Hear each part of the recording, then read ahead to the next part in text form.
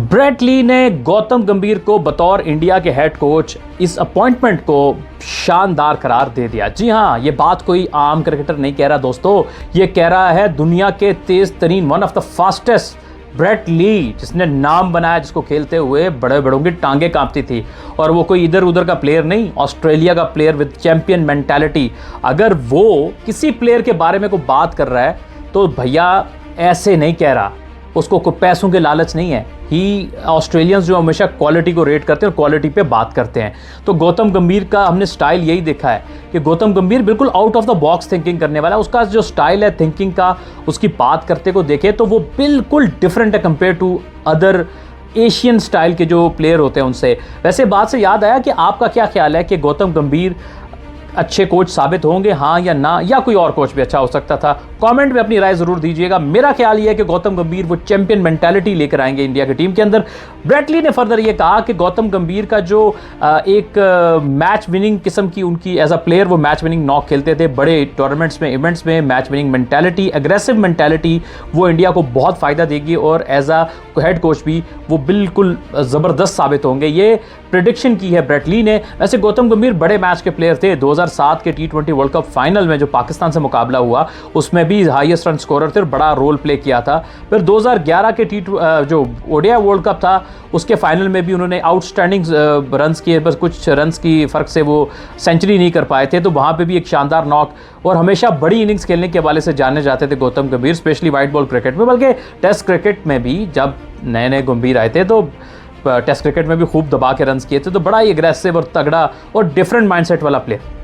IPL में देखिए, IPL 2022 में लखनऊ सुपर जायंट्स जो है वहाँ पर भी वो नई टीम थी, उसको भी काफ़ी ज़बरदस्त खिलवाने में कामयाब हुए थे गौतम गंभीर। बड़े आपने देखा था जब उनका विराट के साथ एक इंसिडेंट हुआ था, अपने प्लेयर्स को बैक बहुत करते हैं और अपने प्लेयर्स को ओन करते हैं, जो यूजुअली बहुत कम कोचेस करते हैं। ऐसा हमें दिखा नहीं है कि इतनी वो ओन करते हैं और इतनी रिस्पॉन्सिबिलिटी लेते हैं वो एक एक प्लेयर की। तो भैया ये हीरा है, नगीना है। मैं ये नहीं कहता कि आते साथ ही को कमाल हो जाएगा, क्योंकि किसी भी जॉब को समझने में, सेटल डाउन होने में थोड़ा वक्त लगता है। 6 महीने साल तो लग ही जाते हैं। लेकिन लगता यह है कि मुझे कि इसके उनके आने से मेंटालिटी में और भी अच्छे एक फ़र्क पड़ेगा, एग्रेसिव होगे और भी तगड़ा होकर भारत आ सकता है। स्पेशली ये जो यंग लॉट उनके हाथ में आएगी, नए आने वाले खिलाड़ी जो कि फ्यूचर के सुपरस्टार हैं, वो और भी अच्छे से ग्रो करेंगे गौतम गंभीर के अंडर। और फिर गौतम ने जिस तरह से केकेआर को चैंपियन बनवाया और जिस तरह से उनकी कोचिंग की, सो उस बंदे में दम तो है। ये तो अपनी कोचिंग से उसने अपनी बैटिंग के टेन्योर में भी दिखाया, अपनी एग्रेशन से भी दिखाया, जो एक मॉरल सपोर्ट देनी होती है टीम मेंबर्स को उससे भी दिखाया। और जब आप उसकी इंटरव्यू में बात सुने तो वो ऐसा नहीं है, उसने शाहिद अफरीदी के साथ उनका एक, वो याद है ना आपको, एक मैच में थोड़ा गर्मा गर्मी हो गई थी, उस पर उसने कितनी पॉजिटिव बात की। उसने कहा सब ये कहते हैं कि शाहिद से ये हो गया, आपकी ये बात हो गई। उसने कहा शाहिद को आप इस बात पे क्यों नहीं जानते जिसने मैच विनिंग इनिंग्स खेली है। सो इससे उनका पॉजिटिव माइंडसेट आता है कि लोगों को लगता था कि गंभीर बहुत कंट्रोवर्शियल हैं जब वो एज अ प्लेयर थे, लेकिन जब एज अ कोचिंग में आए, उनकी बातचीत सुने तो एग्रेशन तो बहुत से प्लेयर्स में होता है, लेकिन वो बहुत ही इंटेलेक्चुअल गुफ्तगू करते हैं, बड़े ज़बरदस्त इंटेलेक्चुअल बंदे हैं और बड़े ज़बरदस्त और डिफरेंट सोच के मालिक हैं। आपकी जब उनकी बात सुनते हैं तो आपको पता चलता है उनकी गुफ्तगू से। Is a very kind and very positive और वेरी प्रोग्रेसिव माइंडसेट के आदमी दिखते हैं। और उनका एज अ बैट्समैन भी प्रोफाइल बहुत अच्छा है, एज अ हेड कोच भी प्रोफाइल बहुत अच्छा है। और अब उनको, भारत इतना बड़ा 1.5 अरब की आबादी है, तो इतने बड़े आबादी वाले मुल्क में जब आप किसी एक को चुनते हो एज अ हेड कोच तो ऐसे तो नहीं चुनते ना। उनको बहुत ज़्यादा उनका प्रोफाइल को देखा गया, उनको जांचा गया, परखा गया, बड़ी बड़ी हैवी सीवीज़ थी उनके मुकाबले में। लेकिन कुर्रा जो है वो गौतम गंभीर के नाम पर निकला, तो भाई बंदा तो हल्का नहीं है। हाँ, अब ये भी बहुत डिपेंड करता है कि उसको सपोर्ट बोर्ड से कितनी मिलेगी।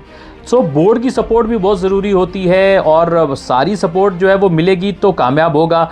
सो वैसे तो भारत ने पिछले कुछ सालों में जब कोई कप्तान बनाया तो सपोर्ट पूरी दी है। वहाँ पे ऐसा नहीं होता रहा पाकिस्तान की तरह कि अभी बना तो फिर कोई टांगे खींचना शुरू हो गई या इस तरह से हो गया।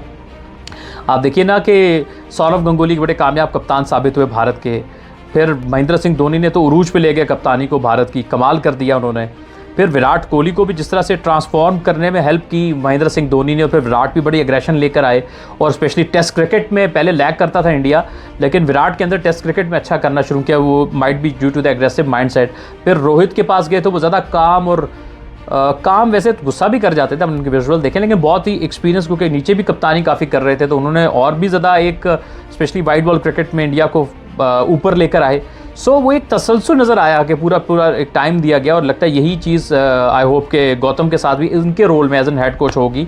वैसे इससे बात याद है कि आपके ख्याल में पिछले 20 सालों में इंडिया का ग्रेटेस्ट कैप्टन कौन है? सौरव गंगोली, महेंद्र सिंह धोनी, विराट कोहली या रोहित शर्मा? कमेंट सेक्शन में ज़रूर बताइएगा दोस्तों।